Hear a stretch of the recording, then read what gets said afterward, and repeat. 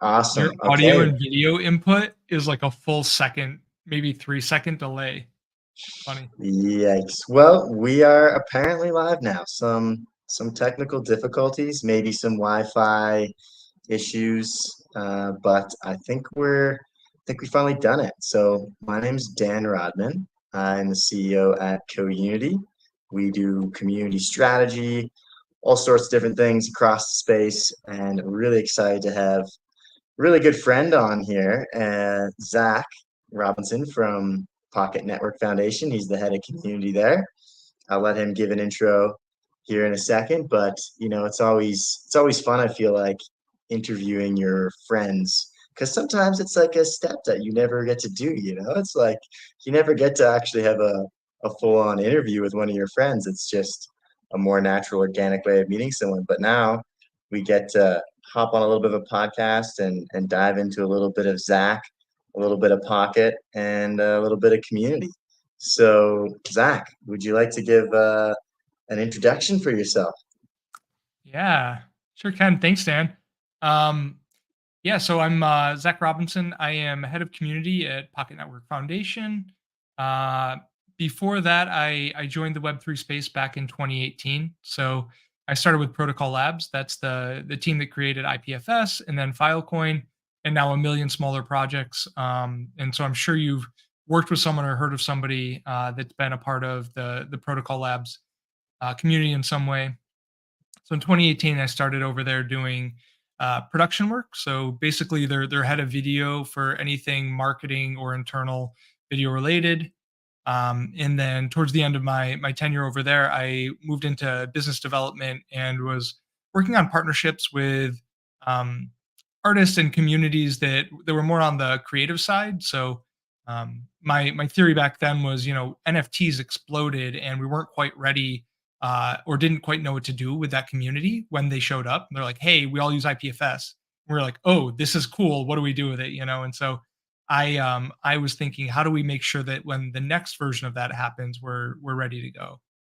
So I did business development for them for a while, and then um, shortly after that, I moved to Pocket. So the team, Ben, Dermot, and Jack, were at another community, which is how we met a camp in Costa Rica, and met with them and just had like great conversations, and then built like I feel like a strong friendship while we were there. And they asked if I wanted to work with them, and it felt like the right opportunity at the right time to work on some of the things that I've always been passionate about. So how are we building community and intentional ways of working with the people that we like and the people that we, I guess, maybe even people we don't like, but anybody we have to work with, like how do we do it thoughtfully and how do we make sure that we're still supporting the people in the way that they need to be successful. And so I find a lot of my pocket work is around relationship management, which falls back into being a good producer or a good business development person anyway. So it's a long-winded who is Zach Robinson? Awesome. No, that's a great intro to it. And I think it'd be great for people, who watch this. I feel like every good business meeting or every good meeting has like a strong agenda. I always hate it when I show up to a meeting, there's no agenda. It's like this is a waste of time.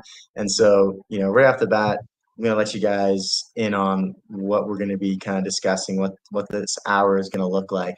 And we've already knocked it out of the park with number one guest intro. Really great hearing that. And getting into your community with Pocket Network, as well Yeah. as like I wouldn't mind hearing initially too, right after this briefing per se, on like Protocol Labs. Like, what did the community look like there? I know you were in a different role at that time, but I'd be curious to get your take on that. And then, after we get into all the details of your community with Pocket Network, everything there, and how things have gone, a little bit of discussion into just current community trends, what's kind of what you see in the ecosystem. Me and you, we chat a lot about different tools and bots and systems, strategy around that. And then if there's any questions or comments, we can hit that at the end if we've got some time. But yeah, no, I don't think I've ever even asked you about this either, about, what was Protocols Labs community like? Like, what did that look like? And then we can move into like the beginning of Pocket. Yeah, I don't think I'm going to be able to give you a super satisfactory answer for Protocol Labs. is really interesting because IPFS is a Web3 protocol, but it doesn't have a token attached to it, right? So you get a lot of really values aligned people over there, I think. So people that were like, we're here to build the new version of the internet, the one that works better for us, focusing more heavily on encryption and um, maybe data sovereignty is part of it too. Like, how do you verify you're getting what you want to get? And so it felt like a really values aligned project. And it didn't necessarily have the incentivization mechanism. There's a project called SourceCred that spawned out of that, which was how do you try to fairly pay contributors to open source protocols or people that are maintaining open source projects. There's some really good examples of basically people that actually I have a memory of someone who basically stopped maintaining a library. It probably was in 2019 at this point, and all of the internet broke one day. And it was all because this one unpaid contributor stopped maintaining their library or pulled something down. And then all these big places like Spotify and Google and Amazon, they're all like, nothing's working. And you're like, oh, well, this is a great example of why open source is so important. You don't even realize that the engineers you're paying a ton of money are using this library that one guy, has been maintaining for 5 years and not getting paid for. You know what I mean? Like just a few donations over there could have made a big difference. So I'm sure I'm not remembering the story entirely correctly, but it really does highlight the idea that um, open source maintainers need to find a way to get paid for the work that they're doing, and it's often thankless. I mean, how many buy a coffee things have you gotten, and you're like, man, if $4 is the difference between this guy being able to do his work and not, that's just wild to me. So um, I derailed from the idea of what is the community. So you have this strong IPFS community that's probably more values aligned. Then you had Filecoin, which is again, I think ideologically like in the right place, but it's the community over there was a lot of investors and navigating really hard problems. Like we had a ton of very, very smart people. But when you look at what your community entails, which is often um, people who are incentivized by the money, people who are incentivized by the values, people who might be incentivized by solving really hard problems, right? So you have all these different stakeholders at play, and um, it just becomes really hard to do a good job of managing all of them. Each of them have different needs, and sometimes the needs of one are in direct competition with the needs of another. And so I give them a ton of credit. I wasn't a community manager at Protocol Labs, but the team that was doing it was Jenny and Reba at the time.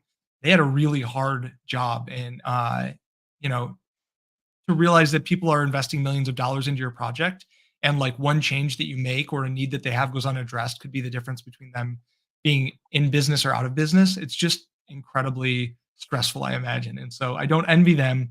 Um, but yeah, I think we also saw what was the start of um, the ICO, the coin offerings. Like Filecoin kind of tapped into the end of that, and then there was the bull run of 2020, 2021 that helped really nicely. So I mean, I could talk for a long time about it, but a lot of mixed community members and incentives, and a lot of people to try to make happy. And I think at the end of the day, like it's just a impossible task. So, um, yeah, I wish I had a better answer for them. No, that's good. I mean, I feel that. I mean, the reason being too, we rebranded. We were originally the Discord Gurus. We rebranded to CoUnity, and the definition of that is split up, thinking about the word community into a common unity. And so, a lot of times though, there is maybe a common unity among a large group of folks, but then there's small differences in what you see as a priority to kind of get to that final goal. And so to your point, there's a lot of different types of stakeholders in a community, which is I think one of the hardest parts in strategizing good systems is like, how do we cater to these different personas of people who've got different objectives and goals? And that's interesting, your example of the open source, not being like kept up to date in the buy me a coffee system. It's like, it does seem like a system there should be more, if that much value is stacked upon someone's contributions like that, they should be, compensated and rewarded for that. And I think I think we're learning a lot of those types of systems, like, with retroactive public goods funding, which you're very familiar with. Pockets, just launched that, which is exciting. I think maybe that's an element that kind of ties into that point, where someone who does something or maintains something in an open source, decentralized manner has a mechanism for them to be rewarded for that in the future because of all the value that's stacked upon their work. Uh, but yeah, that's neat, and I have no problem. We can jump into segueing into Pocket. Like, I'd be curious to hear, before you started at Pocket, was there another head of kind of community, or was that kind of like basically the protocol got to a point where now there was need for more support in the community elements? Is that kind of what happened? No, there was a head of community before. His name was Ming. I've actually only ever had a couple of conversations through Discord with him, so very small interactions. But Ming was head of community before me, and the foundation itself was, I think, mostly three people, maybe four of them, including Ming, for like 6 months before I joined it. It hadn't been around long, and it was a product, I think, of some of the things we're seeing today, which is the actual original creator of the protocol, which is now Grove, splitting off and becoming their own business, and then the foundation stepping in to drive that forward and kind of make sure that the protocol is taken care of while the business continues to thrive as a business. Um, and so Yeah, Ming was a part of that original split, brought in with Jack and Dermot and Ben. Yeah. gotcha. Yeah, I feel like that's another thing I was gonna say at the beginning, like the birth of Pocket Network itself, and a lot of things you see in the Web3 space where the protocols launch, the infrastructure is created by a lot of just next level genius, smart developers. Yeah. They're very like smart at what they do. They start to pull this system together. I'll let you maybe get into a definition of kind of what Pocket does here in a second. And then it gets to a point where they are able to open up the protocol and kind of open source it and allow other people to contribute and build on it. And that's where, the community function needs to be Yeah. there. And so then that gets spun up a little bit later. And sometimes there's a separate even foundation around that gets, introduced as part of that business. But that shift from the really, really smart people creating the project and the protocol to then the open source aspect and the building of it and getting that like mass attention, Yeah. just that shift in itself is really difficult to do, efficiently, and find the right people in place to make it happen. But I'd love to hear, like, the early days of Pocket, like what the vision of Pocket is, and how you see that shift happening as well. Yeah. Yeah, and I just wanna call out that, we still have really smart people working at the foundation, I way didn't mean that. smarter than me. So Ben and Dermot and Jack are brilliant people as well. And we have ads as well, who I haven't mentioned because she wasn't in the original foundation split, but, she's our head of marketing, who's also brilliant, and Shane, a community member who stepped in, who is given so many, like, brilliant builders talks and just understands the protocol so intimately. So, not that we don't have really smart people still working with us, but the people that originally built it have moved into like focusing on making sure they have a growing business, which I think one of the things that people don't always talk about is um, when the foundation comes in, their job is to look at like 5, 10, 20 years down the road. How do we make sure that the protocol is going to still exist and be successful, especially when you have stakeholders running a business? And at the end of the day, like especially if you're an American business, shareholders and token price and all these other things that really can affect it, um, you may be incentivized to do things or cut corners that are short-term gains when you need long-term thinking for stuff. And I think the foundation in all the places where there's a foundation, their role is to help shepherd and steward that and think more long-term. Like, hey, I know that the original creators have an incentive right now to do a thing, but how do we make sure that we're going to be around in a few years? And I think that's a tension we often deal with anywhere, especially in transfer of power and other things when the business is like looking for looking to make sure that they're showing profits and growth. And I feel like we've got a really good relationship with the original team Grove that does that. They're doing a great job. Some of the news came out last year of them signing big deals with like Infura and other big providers. So they're really thriving. And I think the foundation, again, credit to the directors, the foundation's doing an incredible job of thinking long term and in pushing for gateways, which I can talk more about, but making sure that the network's going to be generating revenue soon and for the long term is the goal. And I don't Yeah, remember your original question, so you're gonna have to repeat it. no, of course. And like, yeah, I definitely didn't mean that there's not smart people. Of course, of I know course. you're joking. But Just want to like, make sure they got a shout out. of course, yeah. The beginning of things though is just like getting things off and running Yeah. and having the idea, and then to your point, like having the business model for it, the utility, the long term Mm, kind of planning of it all, and how just the it blossoms and grows. And I think it's really interesting in this Web3 space because it's doing this not only like a decentralized way, but also decentralized work life. Like yeah. the Pocket Network team is all across the world, and yeah, like definitely lots of love for ads and stuff. She's in Yeah. Portugal, Ben's all the way over in Australia, Yeah. and it's just the teams all over the place. And then that you guys make a point too of having your offsites where you guys all come together, you're able to meet each other in person, and I feel like there's a lot of energy after every offsite where you guys have all these ideas, and it's like kind of fuels you for like into the next one as well.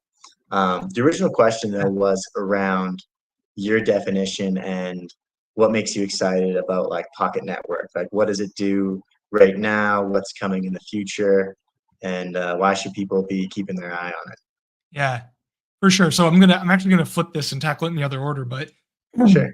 we talked a little bit about our offsites, which when we talk about community, like that's the thing that gets me going. And so it's nice to hear that that is powerful because um, we work across the globe, literally, right? We have people from Europe through the States back to Australia, and we hit almost every time zone along the path. So I think it's really important to say that while like most of the Web3 community does work online, there's something to be said for the power of being in real life working with people as well.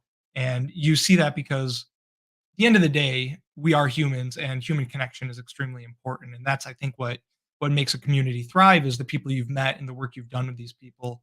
So for us, when we do have our offsites, we try to meet about every 3 to 4 months. So getting 3 to 4 offsites in a year, we all come together for 3 to 4 days and do a sprint and kind of a recap on what we've done. And part of the thing that fuels it is being in person together and remembering that we like each other and everybody's really smart and talented. So you get to take that energy that you've built and then bring it back into what you're doing over the next couple of months. And async work is sometimes challenging, right? So to have a meeting with me, Dermot, and Ben, from Europe all the way to Australia, we have basically a 2-hour window that isn't horribly inconvenient, but someone is either up at 10 p.m. or up at 5 a.m. taking a call. So it is really challenging. And so the piece that I want to really emphasize here is there isn't a replacement for some of this in-person work, and I think it's important for people to realize that you can have 3 days that are really impactful and meaningful, and build those real life bonds that you take into your online work, and keep the human relationship alive. That if things aren't getting done in the way you need, you still know that you're working with a human who's trying hard. And some of the, I guess, less tangible pieces of working with people. Yeah, shout out to Metacamp on that too. Like with your Yeah. beginnings in Pocket, that's a testament to that as well. Like you have a week to 2 weeks of direct connection with human beings, getting to know people for who they are, Yeah. not necessarily for, what do you do in Web3, as you Mhm. hear a million times at a Web3 conference if Yeah. you've been. And so that's an amazing thing to have that, and having that first and then having it blossom into a work relationship is just it holds, I think, a much higher retention and delivers a lot more value per se. So I yeah, I hope so. agree. Yeah. But Dan, let me ask. If you want, I can talk a little bit about what Pocket is, and like you were saying, what excites me about the future Pocket, I guess. Yeah. Yeah. So now that we're 20 minutes in, I can tell you about what I do. Sounds um, good. so full disclosure, you've been working with Pocket quite a bit too, and really appreciate that your insights and kind of excitement about the project. But I think the simplest way to describe Pocket is it's a way for you to get information, specifically on like open data sources like blockchains, in real time. And so it's technically an RPC, which is a relay call, and um, MetaMask's an easy example. So whenever you want to get your wallet balance, it has to request that from somewhere, right? And it has to request live data based on the most recent blocks. Otherwise, you're going to get an inaccurate balance of how much money you have in your MetaMask. So whenever it does that, whenever MetaMask pops up and it says, "Hey, Dan CoUnity's ETH wallet has $2,000 in it," it has to request that from the blockchain. And a provider, typically like a Google or someone, would be the one that provides it. But in Web3, you're actually requesting it live from a blockchain. And we get to capitalize on some really exciting pieces of it, like being decentralized. So basically, the way it works is MetaMask pops up. It says, "I need Dan's balance." It goes to a gateway, which is like a router. And that gateway then sends the request for information to what we call node runners. And so these are the people that are running the blockchain. And typically, what they've done is um, they'll be running many blockchains. And what that gateway does is it decides which node it wants to get that information from based on different qualities of service, right? So, how fast can it give me data, which is usually geographically based, right? If I'm in Arizona trying to get my wallet balance, I shouldn't be going to Australia to try to get it. It'll be slower. And then based on quality of returns, right? Is it going to give me accurate information? And I think the simplest way to think about Pocket is it kind of runs that gateway there that says you point your request to me, and I'm going to make sure you get the information you want. It's going to be accurate and it's going to be quick. And so the protocol serves as this, I guess, middleman to the information you need, making it easy for MetaMask to point to one gateway or to one call to then get the information. Uh, what's really nice about a decentralized provider like us is if you think about a centralized project like Google or Amazon, right? Um, what's a good example? Maybe something like Netflix. Like you're thinking about all the people accessing Netflix throughout the day. And so you might have a server with your Netflix information and it sits around 20% all day. But at 5 p.m., when everybody gets home, all of a sudden everybody wants to watch their Netflix. So that spikes. Well, what happens when the network gets to 100%? It can no longer serve anymore. Well, you've got to have a second server. Let me move my hand over here. You've got to have a second server that gets that overflow, right? It's got to be able to still serve that data to the people that want it. But that second server only ever spins up once a week, maybe a couple minutes a day, right, for overflow. But Google has to pay for that. They pay for server one and server two the whole time. And so somewhere like Pocket Network, all that data is across many nodes. And so you're not paying for multiple nodes to be run on that. You have your quality of service, and then it goes to a series of node runners that can then provide that information for you. So there's a real use case in a decentralized manner here and in a cost savings up front for anybody who wants to use the network. So you're not paying for multiple servers to be up. You're just paying for that request. So you pay a certain amount every time you access data. And that goes to the people providing it. So if I'm a node runner, I get paid to provide you that data. And obviously there's, tokenomics and incentives in there for how we calculate that and who gets chosen. And there's some really great content on our YouTube if you want to learn more about that and dive into the details. Or you can join us for our office hours on Wednesdays and get hands-on question and answers. So Right. that's Pocket in a nutshell, I think. Honestly, Zach, like I have to applaud you. Like, well done.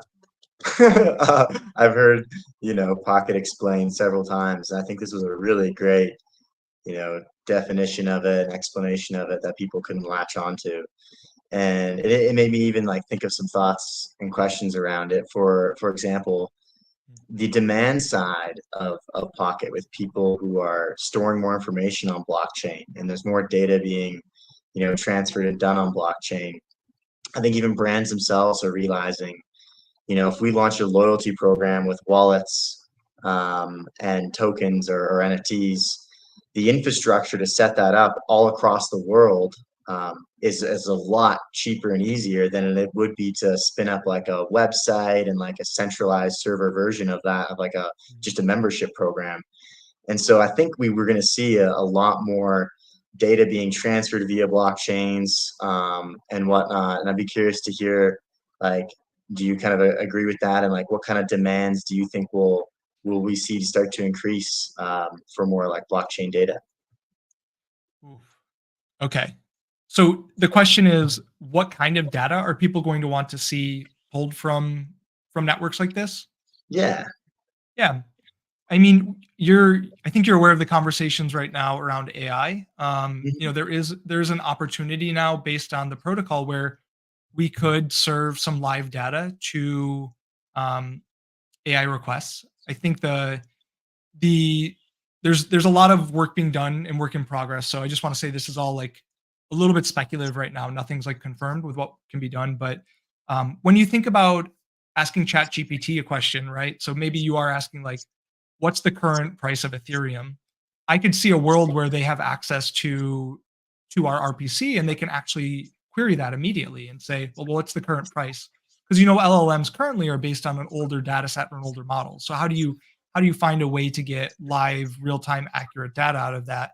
Um, and I think there's some cool ideas within that because there's also the settlement layer of paying for it right away. So if you're using ChatGPT and you're a big company that needs to serve this data to people, um, the tokenomics of crypto allow you to say, I have a request, I'm going to pay for that request immediately in live data. So I think there's a world where we're looking at that on-chain settlement layer being really powerful for people who want to use LLMs for queries. I could see it with Midjourney too, something like that, where you're making a request and instead of paying a service fee per month, you're actually paying per request, and that just pulls right from a wallet. We've talked about we've talked about this in previous companies too, where um, the current way that I'm going to rabbit hole a little bit, so feel free to pull me back. The current way that data works on the internet is we're basically selling our data and our privacy to be allowed to use services like Google for free, right? Like we are the product, and that's why we get access to all of this. But what if there's a way to do it where we're not giving up all of our privacy, our search history, whatever it might be, and it's just pulling a little bit from our wallet every time we make a transaction, a fraction of a cent to do stuff. Where at the end of the day, maybe you paid $15 over a month to use the internet, but your privacy is your privacy. You're not giving away information you don't want. So I do see some world where um, relays like that in a settlement layer taken or abstracted gives us some security and um, man, I could go down a rabbit hole with that, but I won't. I'll try to bring it back here. Um, but yeah, I think we're talking about like AI is a big one right now. Open data sources are a really cool idea. So blockchain's the easiest one because there are explorers and ways to aggregate that data right now. But I think there's probably opportunities down the road. Um, yeah, I don't know. What have you found in your research about Pocket? Like, what's the thing that excites you as far as data models? I mean, for the data itself, I just, like I mentioned a little bit of that one example of around brands, like setting up wallets and memberships and points and just more things being stored on chain.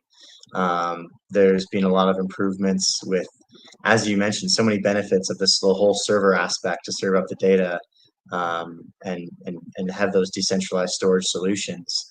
But I guess I will pull us back a little bit into more like the community strategy Mm, perspective. what we're here for. And yeah, and but like related to this, I think a lot of Web3 projects have node runners, they have validators, they have these members who are contributing to the business of Pocket and helping run it, and they're getting rewarded for doing so.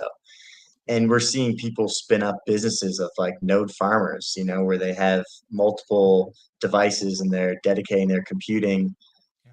putting some code on, setting up some systems, tapping into their internet, and they're helping run and validate networks, validate data, relay data, all do all these different things, and they're rewarded, and it's a full business. So I'd love to jump into, what does it look like, especially for Pocket, with these different kind of personas, like the node runners versus stakers versus just obviously there's just the general retail investor with the Pocket token itself.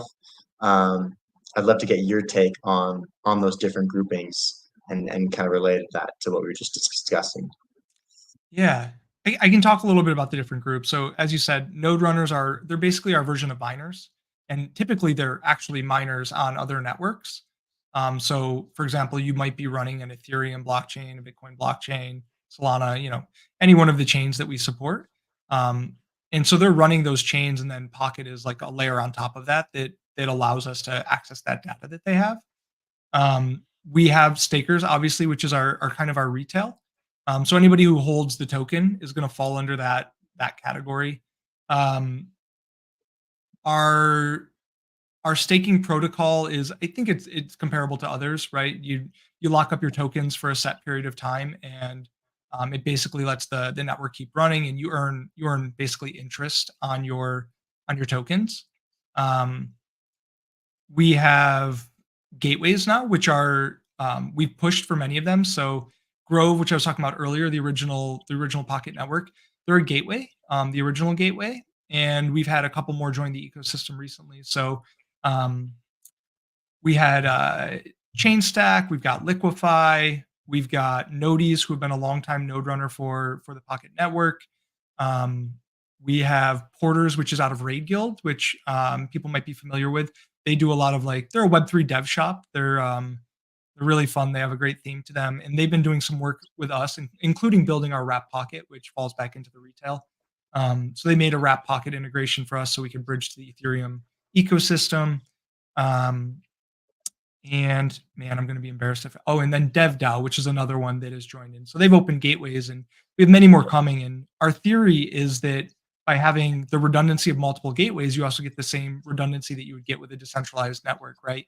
If one node was to go down, if one gateway was to go down, we have plenty more to step in and back that up. And that's kind of our gamble as well, is that by bringing in more gateways that are businesses and incentivized to bring relays to the network, that'll drive the protocol revenue up and the number of people using it. And then as far as other stakeholders, we do have a protocol development team, so people who are actually building. And then just kind of in the world of the Pocket community, we do have a lot of people that are interested in helping build tooling or helping build products on it. Some of these are technical, like the Wrap Pocket integration, and some of them are non-technical. They're people who are really talented designers, people that are really good at documentation, copywriting. I could pull up the list here. DevRel is actually a mix of technical and non-technical, right? How do you speak to the community, but also have a deep understanding of how the protocol works and the technical integration. So, um, and then the piece that's also not discussed much is, or I haven't even mentioned yet, is that um, the Pocket Network's a DAO. So at this point, we actually have um, all of the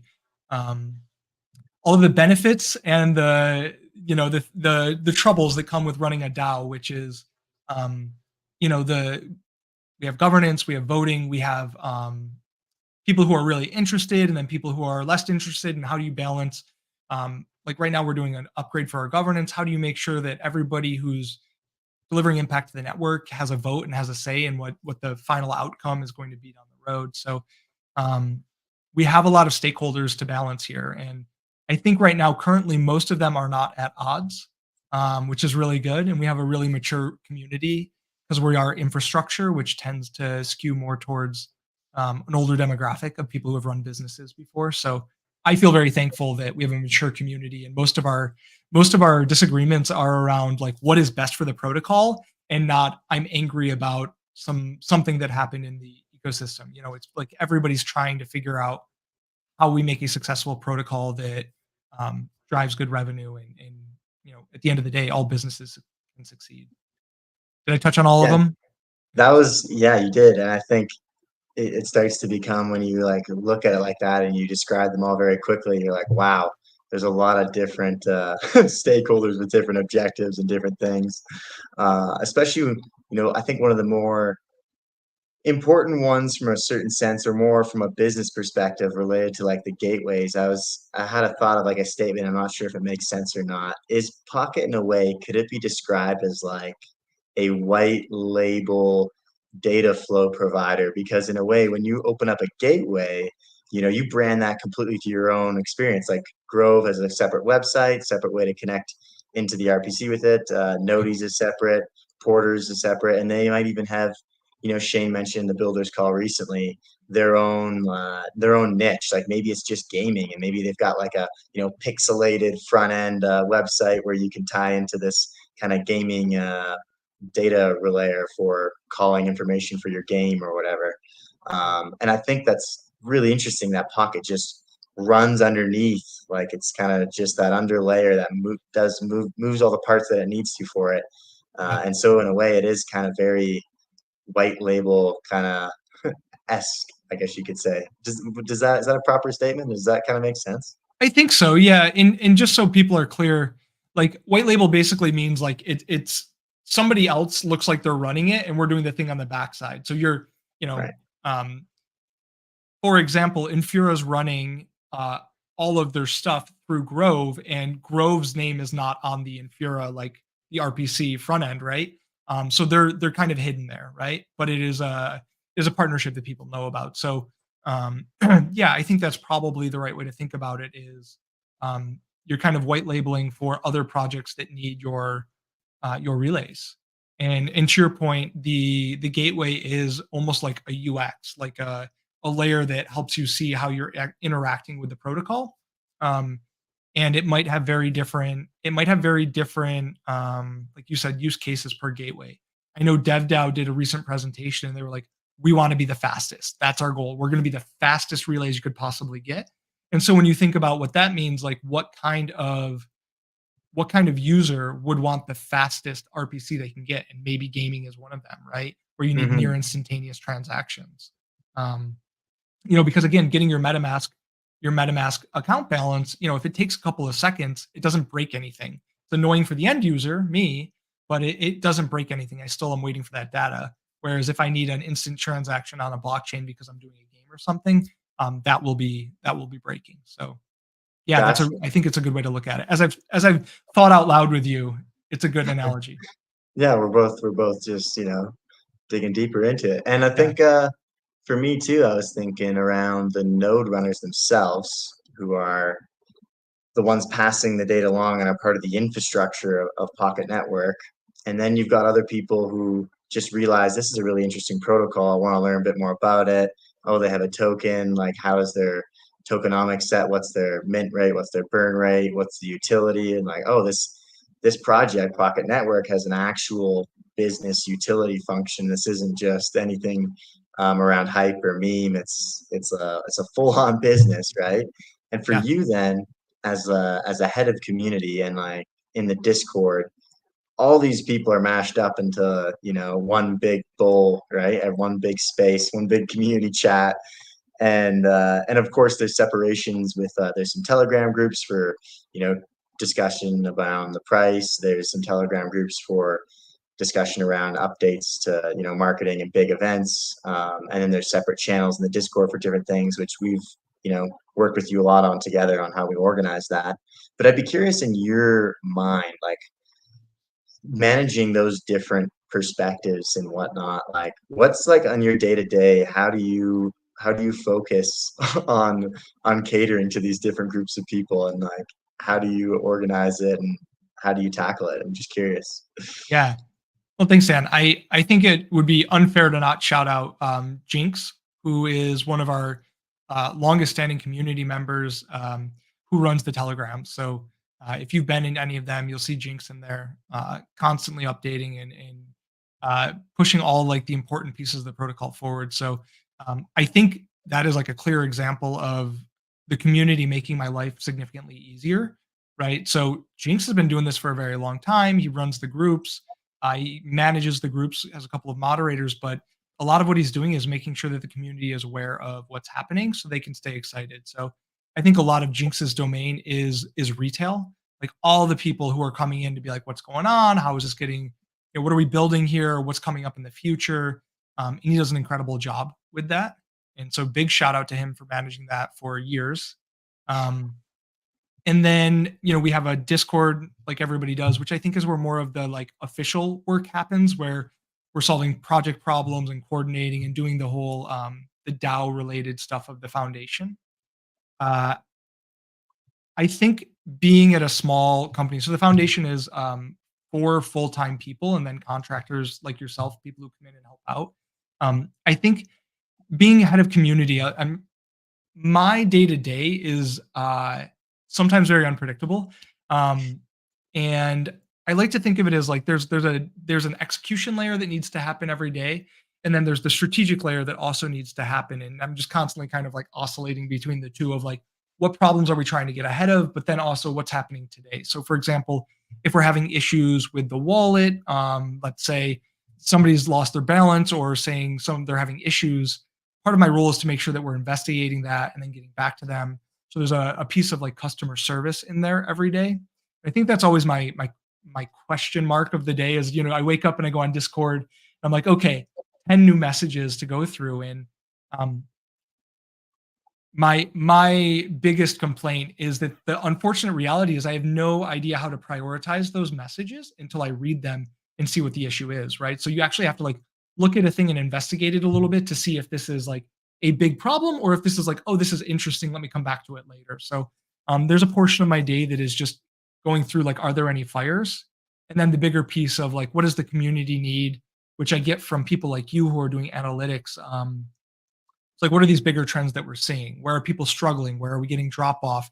How come nobody has taken on a bounty that I thought would be a very easy bounty to succeed at, but nobody's jumped in there? So that means that either maybe I'm unclear in what I'm asking for, or maybe we don't have the right talent in the community right now to tackle something like that, or maybe there's not enough education. Maybe it's actually a much harder problem than I thought it was for somebody to jump in and try and tackle. And so, um, yeah, I would say like my day to day is a mix of like firefighting and seeing what's going on and what's come up overnight. And then thinking about like what are things we need to deliver for the DAO in the next couple of days. I have regular weekly calls that we run. I have regular meetings with people at the foundation and contributors like yourself. And then we have kind of our monthly obligations to the DAO as far as like reports and updating numbers and things like that. So it's kind of a mix of those things. And then there's the higher level, like the big picture stuff. Like what are we building over the next 1 to 3 months that are going to be impactful to the community? And so um, yeah, it is a daily. I don't know what I'm going to get into today, but it's always fun, except for the rare occasion when it's not. So That's did a that answer the that's a question? that's a great answer to the question. Yeah. And I think, we've talked about, what are the things, we can help you out with, or what are the things the community can help you out with that takes your time more into that macro high level space on where the project and where Pocket Network's going and where the community can support with that versus all the individual little fires. And so support systems in there and all different things to kind of help with those fires and get you more on like the future vision of things. Because you Totally. obviously you have a lot of experience in the Web3 space and you have an ideas on growth and different things like that. So many So ideas.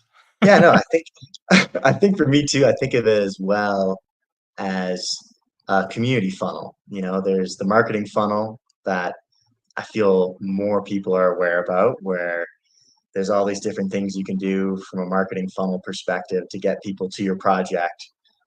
But where that funnel drops out into is into another big funnel, which is like the community funnel.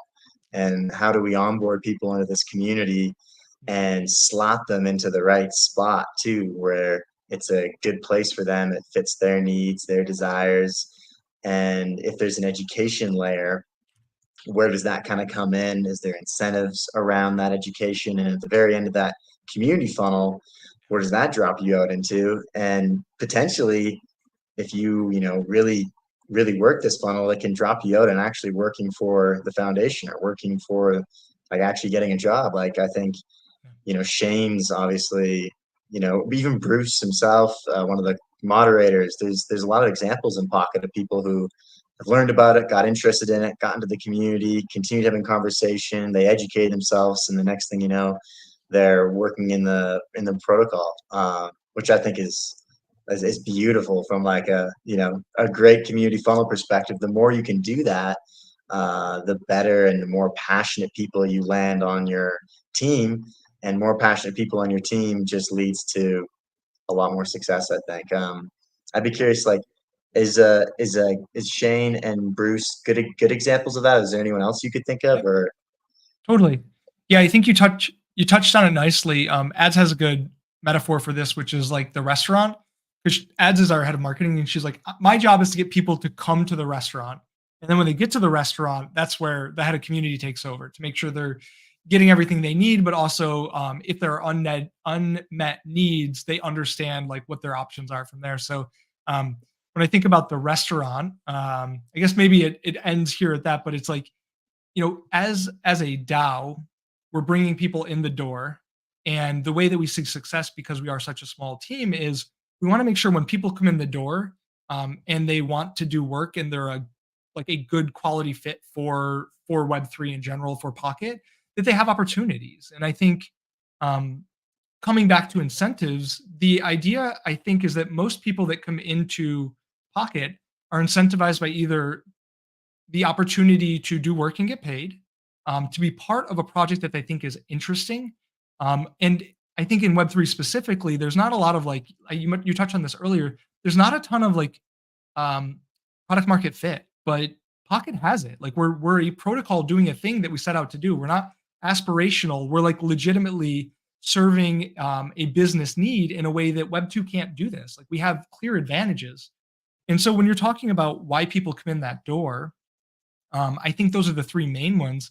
And then our job here is to say, like, if you come in the door and you want to work with us, how do we make sure that you're getting the education you need to be successful? And how do we make sure that people that keep showing up and are doing good work have plenty of opportunities to continue contributing?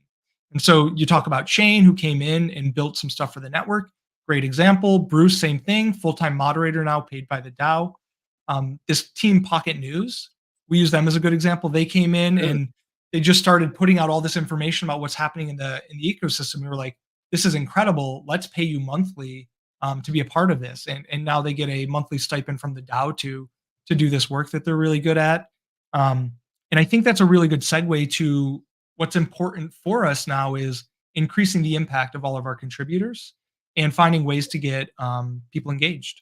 So you mentioned this maybe at the start here, retroactive pocket goods funding.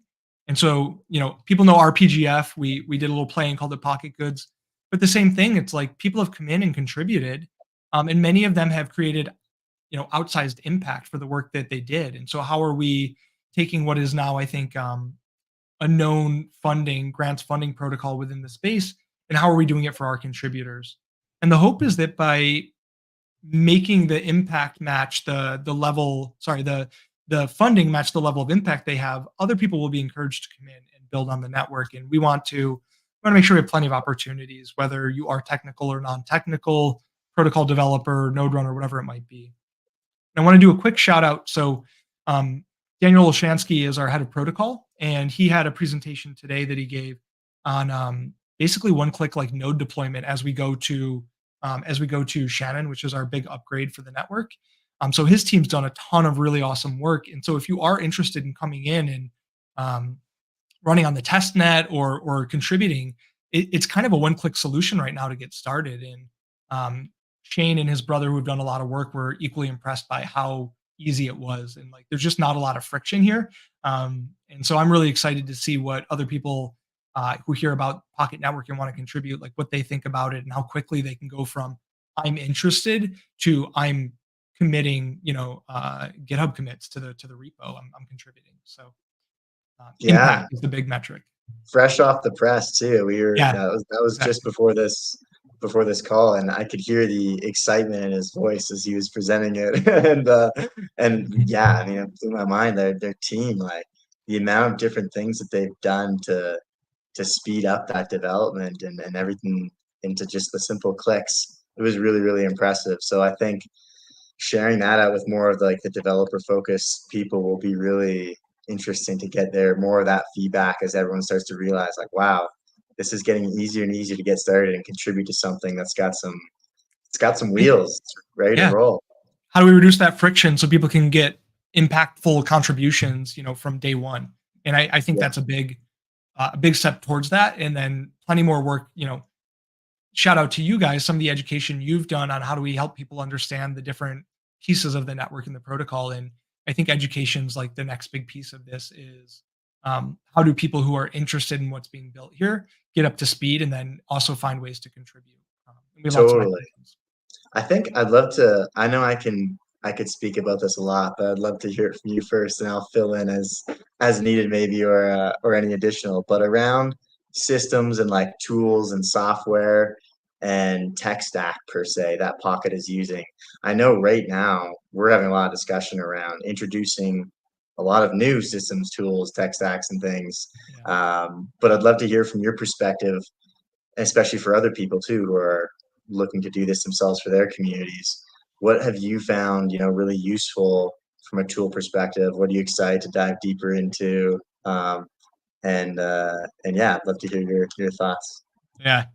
Well, I'm gonna do the thing I'm not supposed to do and start with kind of a gripe of Web3, which is, there is a new tool for everything, and it happens like every other week. It feels like, and so I think as the head of community, one of the things I'm always thinking about is friction. Just like Olshansky is like, do we want to add another website, another tool, another thing that makes a slightly better experience, but requires you to have a new login or you have to onboard somewhere else? And I think it's important to think about trying to meet the community where they're already at. So if there's a bot that integrates with a tool you're already using, like Discord or Telegram, like uh, we should aim to use that versus a whole new tool or experience. And especially if we're not sure if things will be around. There's a lot of funding. We are still in like a bit of a bear market. I think it's like hopefully towards the end of it. Um, but there's the real potential that some tools won't be around in 3 or 6 months. And so you onboard an entire community to a new tool and then you have to find another one. So I just would encourage people to be thoughtful about that. Like the best system is the one that people use, not the perfect system. Um, so with that disclaimer out of the way, we use Discord for most of our work, and I I also have worked with the team at Wonderverse, Andros, to create their quests and their educational opportunities, which we're using for onboarding to our new governance. I think they've done a really good job of making that easy. It all happens in Discord, so you're not going to another website and doing anything else. We're also using Gitcoin Passport, so a little shout out to them for governance, making sure that you're a human and not a robot. So Sybil protection on that, and they've done a really great job as well. And that is a they've been making a lot of upgrades recently, so I think they've done a good job of making it. While you do have to jump to another website to verify, it's a pretty seamless and pretty intuitive process at this point. What other tools are we using regularly? Your team's got a bunch of bots that we've used for security around Discord, which, you know, you can't over state how important it is that you're on top of the security because there are a lot of bad actors in the space, and so there's scams. There's people like, oh, come to my Discord, I'll help you with your support ticket, all sorts of crazy stuff that if you don't have security measures in place or good moderators like Bruce and Jerry are moderators to come in and make sure that those are getting removed quickly. Um, all it takes is one person to get a wallet drain to get a really bad taste in the community's mouth. And so working really hard to make sure people are aware of the bad actors and making sure that we're not contributing to that. Trying to think of what other tools we use regularly. There's so many things out there. I'm using Karma Gap for some of our grants impact evaluation. I've really enjoyed working with Mahesh and trying to find ways to um, as we're funding people, how do we make sure that that funding is being evaluated and being impactful? And so he's found a really good way of doing it, and he's got some cool ideas in the future of making like anonymous reviews, so the whole community can weigh in and say, "Hey, I think this is a good use of funds," or "I think this is a bad use of funds," without necessarily jeopardizing any social or political capital. So I think that's a really cool way of thinking about the future of getting community input. So that way I don't have to be in the execution layer for everything. Um, I'm trying to think through my tools right now, Dan. I wish I had a list in front of me. What are I'll what let are the you ones think. that you're thinking of that I've forgotten? Well, I mean, I'll double down with you at one point on Discord scams. Peter, uh, my co-founder, he's our CTO.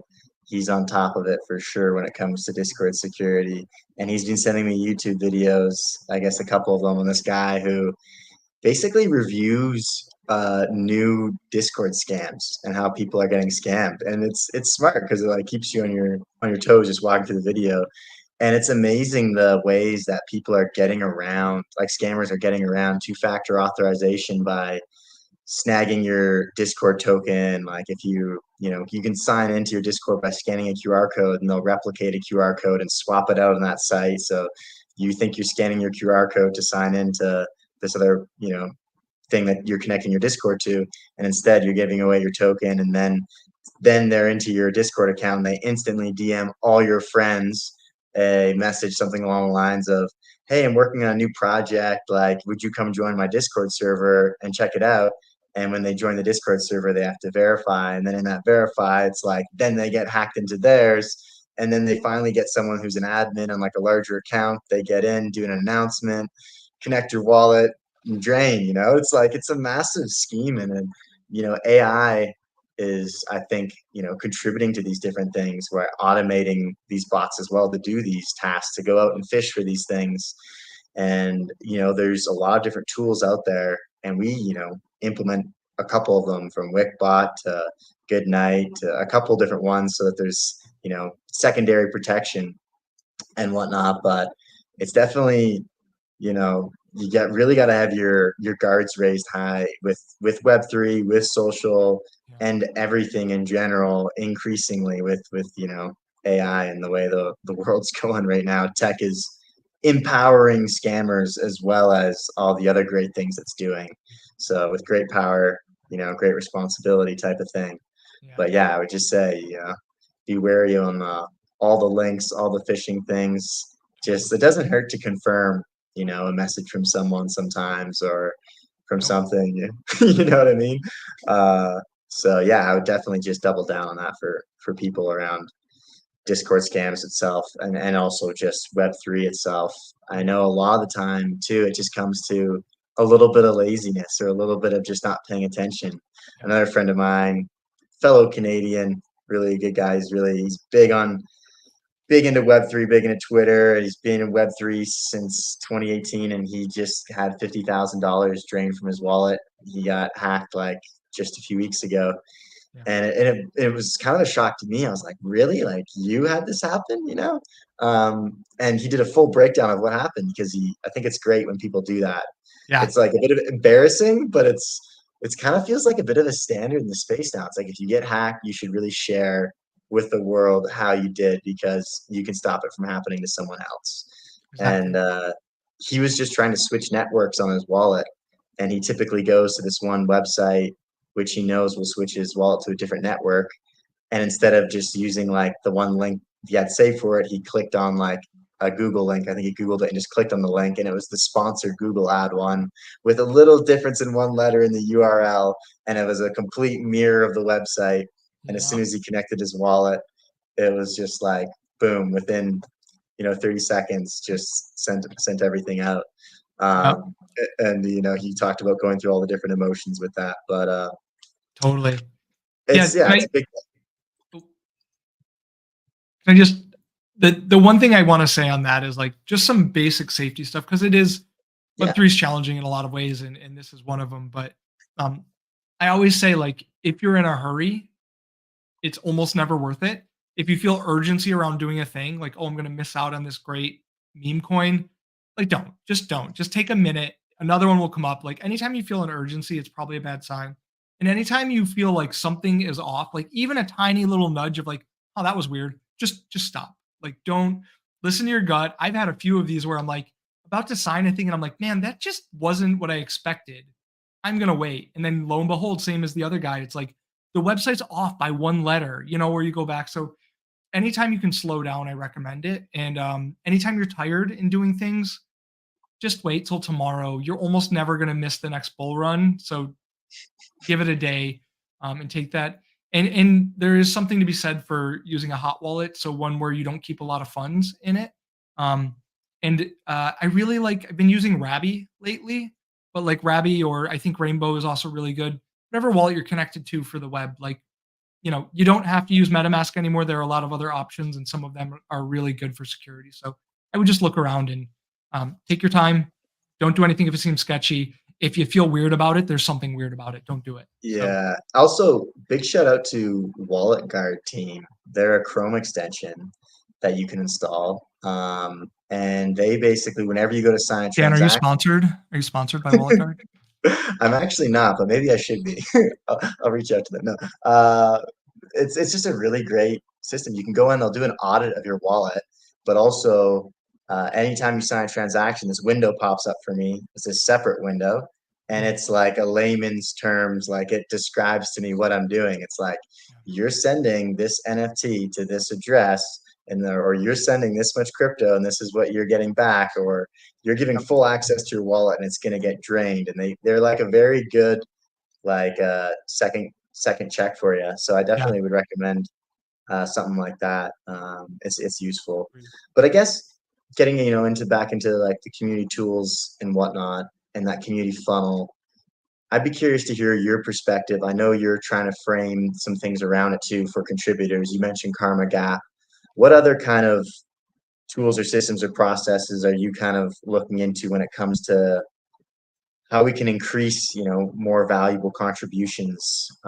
I know Polygon's Builder Village. We talked a little bit about that before. I'd love to hear your kind of overview of what they did there and your thoughts on implementing something like that. Yeah. Yeah, I think the takeaway from that is kind of having a one-stop shop for people that wanna contribute, and it should be a platform that, um, it has education, it has opportunities for contribution, and clear understanding of, like, what those mechanisms are. Um, and then the optimism builders ideas is another, like, great opportunity, which basically is a page with, like, 15 different ideas of different sizes of things that they want to build for optimism, and people could come in and kind of take that idea and form a team around building that and getting funding for it. And I think that's really good because for Pocket, you have to be deep in the ecosystem like Shane or Olshansky to understand like where it's going and what tools need to be built there. And then also to know what's not being built by the core protocol team. Right. So like here's an opportunity that we know we're not going to serve. What how do we make that apparent to the community? And so that's what we're thinking with I think we're going to call it like the Pocket Impact Hub, which is that component of like education, opportunities, and then impact measurement. Because at the end of the day, that's what's important is like there's an opportunity. Did you do a good job of it? Are people using it? Did it solve some need in a way that yeah, that people are finding useful. And so we come back to impact a lot as our key metric is if we're going to spend money, did it drive any amount of impact? And impact can be measured in a lot of ways. Sometimes it is as simple as the work that you're doing, which frees up other people's time to do other stuff. So that's impactful because it needs to get done. But then there's bigger work too, which is like you've surfaced so many opportunities within the analytics that we wouldn't even have seen or known if you hadn't taken the time to go through it. So what's the impact in deciding that hey you've got 100,000 new members coming from Korea, you need to make sure that they can understand what information you're putting out. And shout out to our Korean hub who does a good job of translating and providing an opportunity for our Korean retail market to ask questions and get answers too. um, so yeah, that idea of impact is like are the dollars spent driving real value or are the dollars spent kind of disappearing. We don't know what's going on with them. And so we want to make sure that if we're spending the Dow funds, we're spending them responsibly. Yeah, and I like that balance of the builder's idea list where these are things that we've thought about. We don't have the bandwidth. We're a small team to build. If you want to put your hand up, put together a proposal for executing on one of these, we'd love to fund you and give you, you know, more advice on it, introductions to someone who can help with it within the team, Yeah. and have you, push out that work. That would be amazing for us. On the flip side, still also having an ability for someone to come in and say, I think there's an opportunity that exists here. Here's my case for it. This is what I think needs to be done to build around it. It's not an idea that was, come up with previously, but I think it can add value. And the whole community can then also dive into that, be like, this is awesome. You see, that's the benefit I think of the DAO aspect too, where there's pros and cons getting into that as well, but knowing that you can get kind of a great kind of consensus from a lot of smart people, and by smart people who are voting on this, they've gone through your cred system, from not only not being a civil and going through Gitcoin passport and that being verified, but also having more weight in some of that governance because of previous contributions to be able to push these better ideas, and that hopefully Yeah. starts to snowball into like better and better contributions and things. So I think it's a brilliant path forward. I know like the creds is being, reworked even right now just to make sure that it fits everyone's needs. But yeah, I'd be curious on your perspective too. Like, do you see it being kind of, I'm just like hypothetically, say $100,000 goes out in funding for Pocket. Do you see like 50,000 of that towards existing builder ideas and 50,000 towards open new ideas? I know that's just like very random rough numbers, but I don't know, Yeah. just to see what you think. Well, I think the beauty of the DAO is it's kind of open, right? So it's we have a bucket of we have a budget, a bucket of money, and if people came in that were, I like to think of it as like reputation. Like if you have reputation, which means you've either done something in the ecosystem, or maybe you come um, like highly recognized from another community, be Polygon, Optimism, whatever it might be, you have a bit of a reputation there. And so if your reputation is that you do good work and you're going to be impactful, like we're not going to just hold on to money to hold on to money. Like if you're solving a real problem, you can solve that problem. And if there's another idea that somebody else wants to solve, they can solve that problem. So the only thing we're really limited by right now is contributors in the ecosystem. And so if we had people working on everything, we could deploy all our funds and we knew they were going to be impactful, we would do it. We would make sure that those things are built. But as it stands right now, it's you have a set number of contributors with a set number of hours that they can work, and we do want to make sure that we're being thoughtful about that. So I wouldn't say that we would think about splitting it like 50-50. I think it would be more like we have a killer team coming in that wants to build this piece of technology that's super important. So let's make sure we do that. And then we also have this single contributor coming in. We use a quick grant version, which is, they get paid on a monthly basis to do some work or experiment or try something. If they came in and they had an idea for something they wanted to build too with a quick grant, we would probably open, as long as they're not competing, right? We don't want two people building the same thing. Um, as long as they're not competing, we would deploy the funds um, to basically make the protocol more successful. Interesting. Okay, cool. Yeah, Um, I don't think we have anything in mind. It's really dependent on who shows up, right?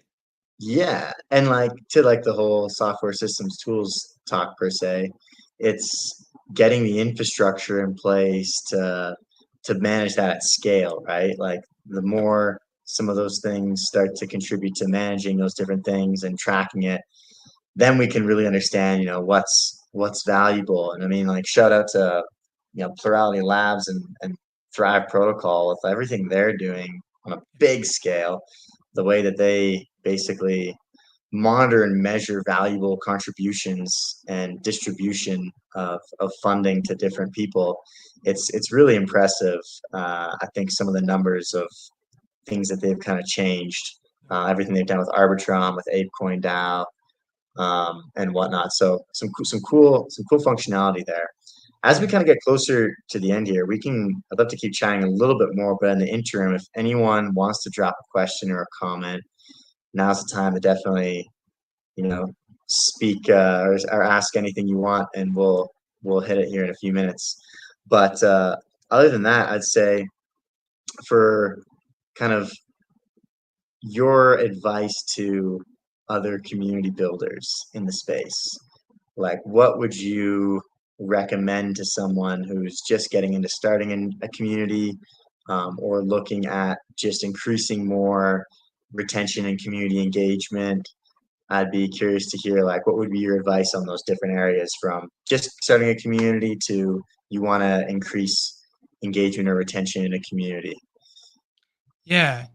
I'm gonna just caveat this with I have started one community before, which was the Cantina, which was a DAO. I think we tried to kick it off in like 2021, but it was mostly around um, like almost like a creative agency run as a DAO.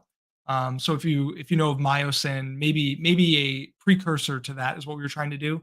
Um, so while I didn't kick off this community, like Pockets community or Protocol Labs, I've done a small one and I have some learnings there, but my experience is definitely more in like existing communities here. So um, if you're going to start an early DAO community, I would recommend that you start by keeping it really small. I think one of the key mistakes we made is we opened it up, and then what ends up happening is you're like crowdsourcing a lot of opinions, and you sometimes fall in this nebulous stage of like everybody has an opinion, nobody's really driving it forward. And at the end of the day, you're like, I have a vision, but I want to make sure I'm being inclusive of everybody else. And so you end up in a little bit of a, I would call it like a wishy-washy area where instead of like executing on your vision and bringing people along, you're trying to execute on everybody's vision, which is how you end up with a really ugly painting. So I would say keep it small to really close people until you get to a point of kind of like a toppling point where you're going to release a thing, or um, you're going to have something really valuable to share that people can then come in and start contributing to and growing that community from there. Um, as far as like our existing community, like some tips for us. I think that the hardest and most important piece of what we're doing is to bring in talented contributors and then to make sure that they have a path to success.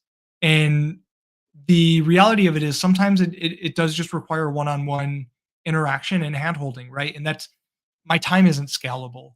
And that's the hardest piece of it, but it's also the most important thing I can be doing. So don't be afraid to take the time to foster good contributors and help them solve their problems, get them the education. I sometimes find that the hungriest people are actually the people you want to pay the most attention to. So the people who are like, hi, I'm being annoying and I'm messaging you over and over and over. And you're like, oh, you're eating up so much of my time. But those are the people that have the opportunity to be really good contributors and are really hungry. And so um, you do have to balance the amount of time you spend with each person, but finding ways to make sure that people are being seen and heard and have opportunities is really big. And that's entirely why we're building this impact hub, is to try to scale. Like you have an opportunity to be educated through repeatable quests, and then you have opportunities to contribute. And some are smaller. So if you're new to the ecosystem, you can take on a small quest, be like, I killed it. I want to do more. And we can say, great, you've got some reputation. Let's build something big together. Um, and then also making sure that they're being taken care of with community calls, with opportunities to speak up. We have office hours, which I found a lot of our newer people jump in and they're like, hey, I have a question that I feel dumb about asking in a big ecosystem call, and I just want some one-on-one time. And that's the perfect time for it. Like I can give you the one-on-one attention you need, or the time that you're not getting from me in other ways. So yeah, fostering the talent, giving people, I mean, Ben is so good at this, but giving people really direct feedback to help them grow. I find him to be kind of a wizard in this area where people come to you and they have a need and you can very directly say, this is what or why. And you can be there to support people if it's not what they want to hear, but it also supports their growth by being able to give them direct feedback of what isn't working with the things they're trying to do. And the people that are really going to excel take that feedback and they try again. They'll give you another version of something really good, or they'll modify their behavior, whatever it might be. So working with the people that are willing to take feedback and looking to improve is really big. So is talent the answer? Maybe that's my big thing, is like find the people who are going to be impactful contributors, give them what they need. There's also a lot of noise. There's always going to be upset people, and you can't take that personally. You can apologize and be nice about it, and so sorry. But part of our job is to be this kind of buffer.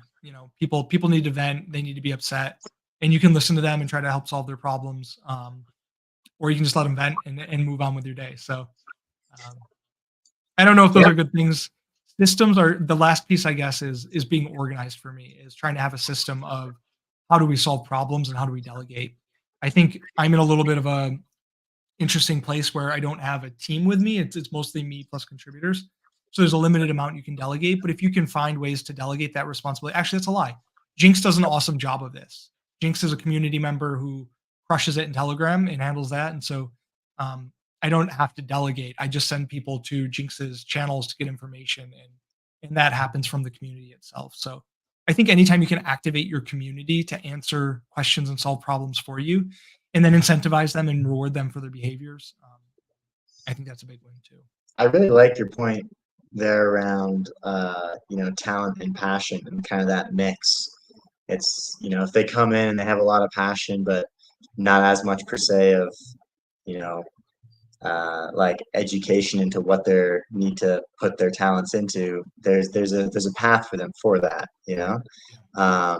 But on the flip side, it's really hard to really get passion going and get that really kickstarted. So to really nurture those passionate members, I think is really important, because if they know what to do or they know how to do it, and they can understand specifically how to apply it for Pocket, for example, they'll pull really hard, you know. And when I say pull, it's like I had an old boss tell me this, like, I guess it's a metaphor analogy per se of, you know, you can give someone like a, you know, a rope, like this is the job, here's the rope, this is the thing we need to move. And it's like, how hard are they gonna pull? Are they gonna like leave like slack in the line and not really go for it? If you give them the rope, like are they gonna pull it like really hard? And Mhm. I think that's kind of like looking at what we're looking at doing is how can we implement these different systems that allow people to pull that rope hard and bring these different things forward. So Yep. it's really interesting. And also, you know, I think with what we're doing with you guys as well, a lot of what we do is at this stage too is kind of experimental with certain aspects. It's, you know, I think that might be an advice element that I might add in there is, you know, be willing to maybe be out of your comfort zone a little bit with implementing different experiments that you think could kind of contribute and possibly work really, really well to push something over the line. Um, Mhm. but cool. I think we can wrap up right about now. Would you have any sort of final comments or anything you want to leave with listeners about Yeah. Pocket or about community? Yeah, yeah. I've got a just a little wrap up here. So, you know, if you are interested in doing any work with Pocket, you can join us. It's pocket.network. And you can go into our docs and see different ways to contribute. We also have a Discord that you can join. Yeah, look at that. Oh, flash it on Cool. screen. Yeah, yeah. We also have a Discord that you can join to and ask questions, or you can always DM me, find me on Telegram. I'm Dr. Robinson, spelled out DOCTOR. But I'm always open to like have a conversation with people and help direct them in the right way.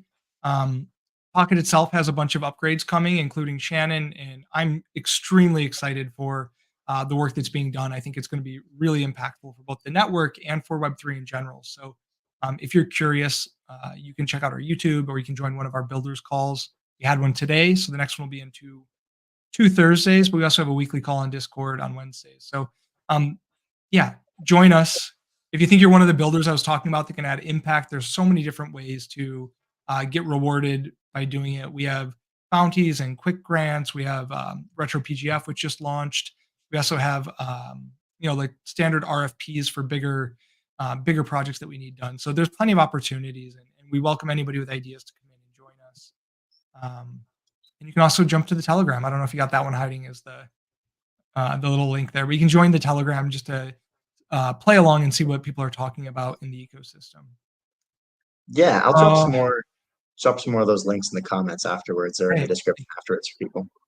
cool. And then my last thought on community is, just a human reminder for everybody coming in is like, um, most of the people working in all of these spaces are humans, and they are people working hard and trying to do their best. So, just a reminder that yeah, if the best way to deal with most problems is still to talk to the person and have a direct conversation and um, connect with people. I think there's an element of Web3 that is really hard because we are all online all the time, and sometimes you just see PFPs. You don't even know if there's a person behind there. So, um, yeah, one of the things that can be most impactful for me is sometimes taking a breath and realizing there's a person who's trying to work really hard and do their best, and there's an opportunity to connect around that. And so, um, yeah, we're all in community together, building things. We're all trying to be the best we can be at our jobs. So, yeah, and I just want to do a big shout out to you, Dan. So, CoUnity has been fantastic working with us. They've done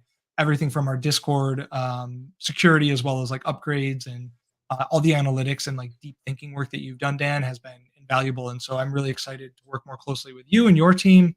And I really just want to do a big shout out that if you are a community and building a community, you should be talking to Dan. He's doing it across many different places, and he's seeing small communities, medium communities, and ginormous communities, from like builders to very specifically like big money tokenization stuff. So I have a feeling you're going to get some whiplash soon from all the stuff that you're doing. But I just want to do a big shout out. It's been great to work with you all, and I think you do a fantastic job. And your knowledge and capacity to do great work is only going to grow as you do more of it. So thank you. Aw, I really appreciate it. Thank you, Zach. Means a lot. And I'm super excited for Pocket. Like everything you mentioned, the Shannon upgrade coming, to fall, I guess you could say, end of summer, early fall, roughly. What it's going to open up is just going to be amazing. So the opportunities that exist there to kind of get in now, start to build something is really huge. So really, really excited for Pocket and looking forwards to linking up with some of the team. I think potentially at ECC over in Europe. And so, yeah, that'll be exciting.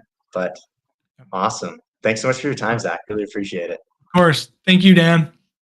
All right. See you Bye, later. everybody. Thanks for tuning in. Woo!